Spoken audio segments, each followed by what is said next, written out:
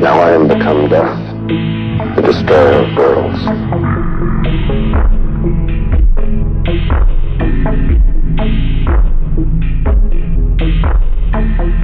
Christopher Nolan chose Cillian Murphy to portray the most important man who ever lived. For Nolan, the man is J. Robert Oppenheimer, director of the Manhattan Project during World War II. Murphy, who insists that he isn't a method actor, brought Oppenheimer's character to life with his extraordinary acting abilities and nuanced performance in the riveting film. Emma Thomas, Nolan's wife, calls Murphy one afternoon as the director, whose association with the digital world is magnanimous, prefers not to use a telephone, computer, or email in real life. "Cillian, I'd love you to play the lead in this new thing," says Nolan after the speaker is passed on to him. Murphy, in his interview, recalls having the need to sit down and going lost for words, feeling as if his mind would explode. The actor elaborates on how the filming schedule affected his acting method. The hurtling speed at which Nolan worked, crisscrossing across the US, made it easier to skip meals. Murphy began to forget about food in the same way he began to forget about sleep. "It's like you're on this fucking train that's just bombing. It's bang, bang, bang, bang. You sleep for a few hours, get up, bang it again. I was running on crazy energy. I went over a threshold to where I was not worrying about food or anything. I was so in it, a state of hyper," expresses the actor. Murphy's co-actors spilled the beans on some of his unusual methods during the Oppenheimer press tour. Emily Blunt, who plays Kitty, Oppenheimer's wife, told people that Murphy would skip cast dinners due to the monumental weight on his shoulders. To transform into a man who existed on martinis and cigarettes, Blunt said how he could only eat an almond a day as he was so emaciated. Murphy, however, has lost an estimated 28 pounds for his role while being tight-lipped about his diet. Was being very sympathetic to me and said, "Oh, Cillian only had one almond a day." I mean, I had a bit more than that. I didn't really have enough room in my brain to be socializing with the rest of the cast and crew at the time because I had so much work to do, and you know, I was kind of reducing calories and all that stuff. So it's just I didn't go out for dinner or any of that stuff. But I had more than one almond a day.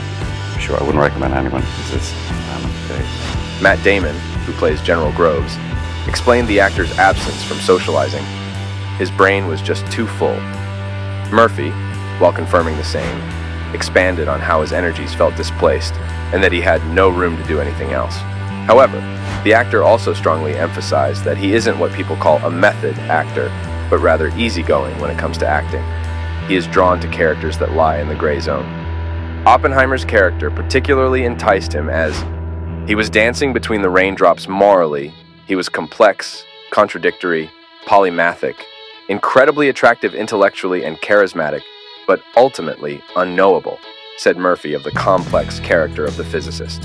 It makes any sense is that I felt that he was intensely human, and I felt that despite his sort of one in a million generational genius that he had, that he was still as flawed and as contradictory and as fallible as the rest of us are as human beings. You know, his brilliance, I treated it less like a gift and more like a burden in order to play the humanity of him. Murphy, who loves acting with his body, didn't feel challenged by perfecting his emotions and hand movements. The real challenge was getting into the head of the physicist. Murphy's journey was incredibly hands-on with the reading material, and he was blown away by the script for two reasons, citing it was the best he had ever read, and it was the only script written in first person.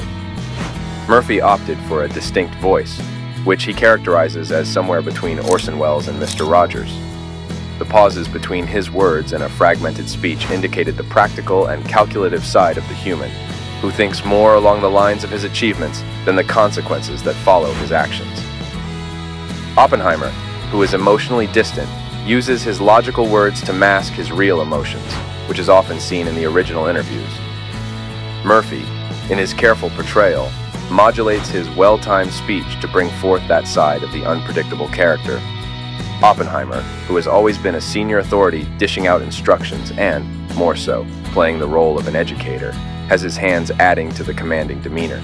Murphy, in the film, consistently employs his hands on his hips in a pose that can be seen in many pictures from the Manhattan Project. This hand movement signifies the physicist's ruthless and goal-oriented approach when it comes to work. There is a marked difference between the portrayal of Oppenheimer before and after the bombing, essentially going from a man of power to a man seeking mercy. In the first half, Murphy has more enthusiasm when he sees his project coming to life. His smile is wide and his body language is open before completely switching to hunched poses in the second half. There's also an infusion of stutters and stammers in his speech, where he trails off while talking to his subordinates, indicating his disturbed state of mind. Murphy replicates Oppenheimer's eye movements by mastering the 1,000-yard stare perfectly, which is often used in the film as a sign of the character's directionlessness. The eyes, which are a medium for communicating non-verbal thoughts, see Murphy not making eye contact while talking. The character doesn't make eye contact, even during his confrontation with his wife, or while Einstein talks to him about the cost of human life. In real life, certain interviews hint at a very similar pattern, where Robert Oppenheimer often had his eyes wandering, avoiding the direct gaze of the person talking. These avoidant behaviors point to guilt and shame, where a person is avoiding accountability for their actions. However, the character also shuts their eyes for brief periods in moments that are too heavy. When Oppenheimer is under the most pressure from government officials interrogating him on the nature of his creation and its consequences, the character who sits in a hunched position closes his eyes briefly while communicating. His fingers are locked as if there is no escape from the situation. In the same scene, his eyes shift rapidly from one corner to the other as he recalls his trauma while also clenching his jaw. Murphy's micro-movements are as nuanced as the complexity of real-life Oppenheimer. Portraying a character as complex as Oppenheimer's, Oscar-winning Murphy has this to say: I never particularly know how I'm going to play a scene. It's like us as human beings, we don't know when we walk into a room how we're going to react. We just react in the moment, so that's what you try and do as an actor. Well, certainly what I try and do.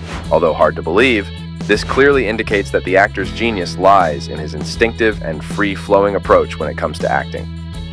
With tactics ranging from isolation to hand movements, Murphy perfected his portrayal of the incredibly complex Oppenheimer. Which scene do you think from the movie makes the actor stand out in all his brilliance? Let us know in the comments down below.